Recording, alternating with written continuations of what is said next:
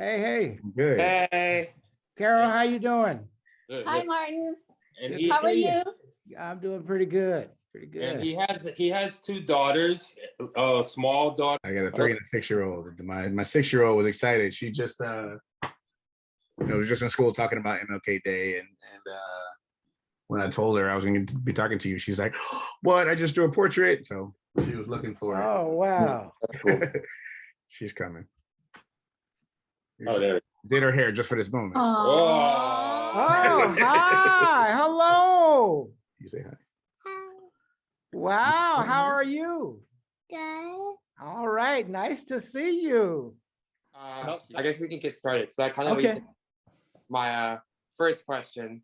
So we as a public, we treasure your father for all the things that he did, but do you have a different perspective, and what do you treasure about him the most? I would have to say that, number one, I was 10 years old when my father was killed.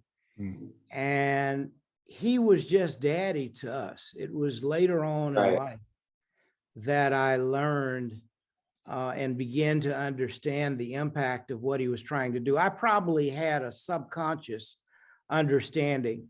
I was only, just turning, just a couple of months from turning 6. Right, you were really young. What I you see, say? young. Yeah, I was only when he delivered the I Have a Dream speech in 1963. And when he was killed, I was 10. And so for us, Dad would come home, and what the public maybe didn't consciously focus on was that he was just a father like any other father. We rode bicycles together. We went to the YMCA and swam. He taught us, my brother and I, how to swim around the world.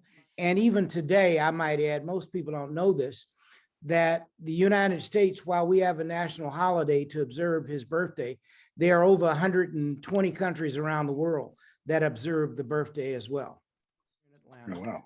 My mother and father's remains are there today. They both are buried on the King Center.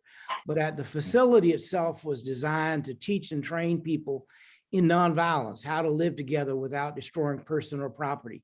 It's very clear that our mission is a tremendously ongoing mission, because our nation, nor our city, nor our community really has learned what nonviolence means yet.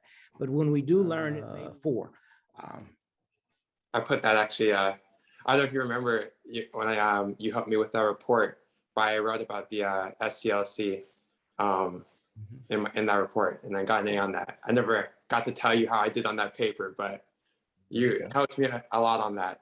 Good, good. Yeah, Great. it's a big thing. So that's wonderful. Well, keep really going. cool. Don't stop. That's funny, we need you. We need a lot of young people in politics in general. And we really need a lot of young people on school boards.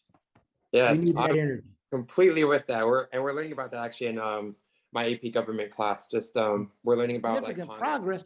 And you talking about moving too fast? Try being in my position. And see, I think that's initially what the tragic killing of George Floyd did. It caused everybody to come down to a human level. And you criticize wokeness, and then you call us sheep.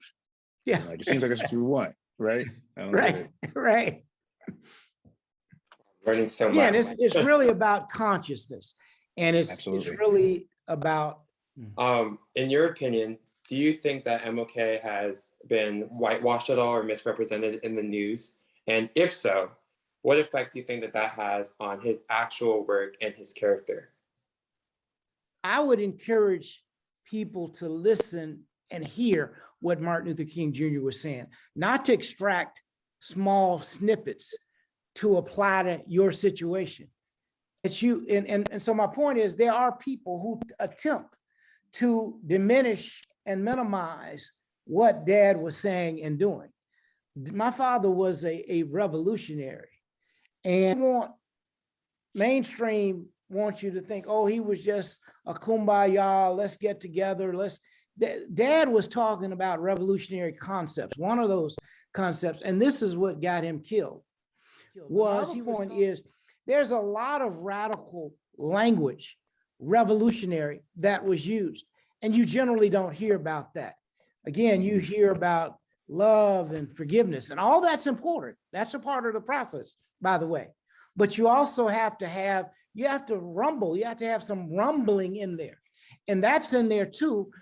But and I'm not, he never advocated violence. That's not what I'm saying. But you can be revolutionary and radical without engaging in violence. And I will go back to January 6th of last year, when the nation changed forever. When people. So, I mean, obviously, I'm super young, like compared to you guys, but I mean, my hope. Yo, pause. Well, my Yeah, I have to ask.